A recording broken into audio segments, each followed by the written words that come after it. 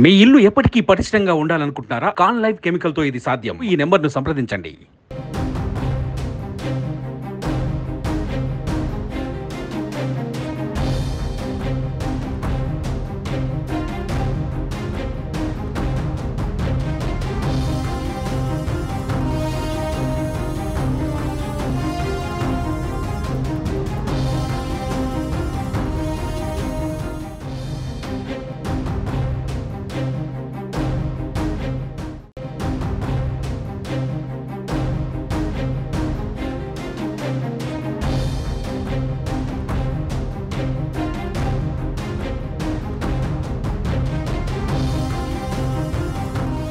తెలంగాణలో మరో పార్లమెంటు స్థానానికి అభ్యర్థిని ప్రకటించింది కాంగ్రెస్ పార్టీ. వరంగల్ ఎంపీ కాంగ్రెస్ అభ్యర్థిగా కడియం కావ్యను ఖరారు చేస్తూ ఏఐసీసీ ప్రకటించింది.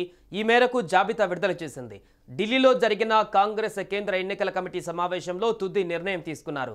తెలంగాణలోని మొత్తం 17 లోక్సభ స్థానాలకు గాను కాంగ్రెస్ ఇప్పటి వరకు 14 నియోజకవర్గాలలో అభ్యర్థులను ప్రకటించింది. హైదరాబాద్, ఖమ్మం, కరీంనగర్ స్థానాలకు ఇంకా అభ్యర్థులను ఖరారు చేయవలసి ఉంది.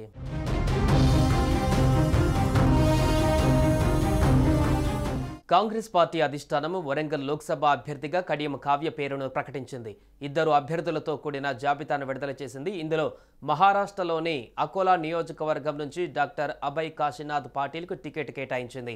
తెలంగాణలోని వరంగల్ నుంచి కావ్య పేరును ప్రకటించింది. కాంగ్రెస్ పార్టీ ఇదివరకే 13 లోక్సభ స్థానాలకు అభ్యర్థులను ప్రకటించింది. కరీంనగర్, వరంగల్, ఖమ్మం, సికింద్రాబాద్ స్థానాలకు ప్రకటించవలసి ఉంది. ఈ స్థానాల నుంచి పోటీ చేసే అభ్యర్థులపై చర్చించేందుకు ముఖ్యమంత్రి రేవంత్ రెడ్డి ఢిల్లీకి వెళ్లారు. వరంగల్ టికెట్ను కడియం కావ్యకు ఖరారు చేశారు. మిగిలిన 3 స్థానాలలో అభ్యర్థులను ప్రకటించవలసి ఉంది. కడియం కావ్య తన తండ్రి కడియం శ్రీహరితో పాటుగా కలిసి ఇటీవలే కాంగ్రెస్ పార్టీలో చేరారు.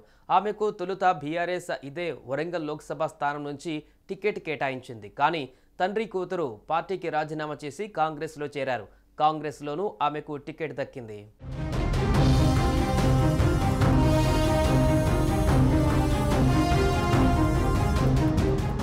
మరోవైపు వరంగల్ సీటు కోసం కొట్లాడి మరీ కూతురు కావ్యకు ఇప్పించుకున్న కడియం శ్రీహరి చివరి నిమిషంలో పార్టీకి హ్యాండ్ ఇవ్వడంతో బీఆర్ఎస్ అధిష్టానం సీరియస్గా ఉన్నట్లు తెలుస్తోంది. పార్లమెంటు ఎన్నికలలో కడియం శ్రీహరికి తప్పకుండా బుద్ధి చెప్పాలని బీఆర్ఎస్ అధిష్టానం డిసైడ్ అయినట్లుగా సమాచారం. ఈ నేపథ్యంలోనే ఆమెకు పోటీగా మహిళా నేతను దింపేందుకు ఆలోచిస్తున్నారు. నర్సంపేట మాజీ ఎమ్మెల్యే పెద్ది సుదర్శన్ రెడ్డి కూతురు పెద్ది స్వప్నను బరిలోకి దింపాలని గులాబీ బాస్ ప్లాన్ చేస్తున్నట్టుగా సమాచారం. నల్లబెల్లి మండలం నుంచి జెడ్పీటీసీగా గెలిచిన స్వప్న ఫ్లోర్ లీడర్గా కొనసాగుతున్నారు. తెలంగాణ ఉద్యమంలోనూ కీలక పాత్ర పోషించారు. ఈ క్రమంలోనే ఆమెకు ఉద్యమకారులతో పాటు కేయూజేఏసీ నేతలు కూడా సపోర్ట్ చేస్తారని కేసీఆర్ భావిస్తున్నారు. గతంలో స్వప్న ఎంపీ టికెట్ ఆశించారు. అయితే పార్టీ కడియం కావ్యకు కేటాయించడంతో తప్పుకున్నారు. ఇప్పుడు కావ్య తప్పుకోవడంతో స్వప్నకు అవకాశం ఇవ్వాలని హైకమాండ్ భావిస్తున్నట్లుగా చర్చ జరుగుతోంది. అలాగే వరంగల్ స్థానం నుంచి తాటికొండ రాజయ్య పేరు కూడా వినిపిస్తోంది.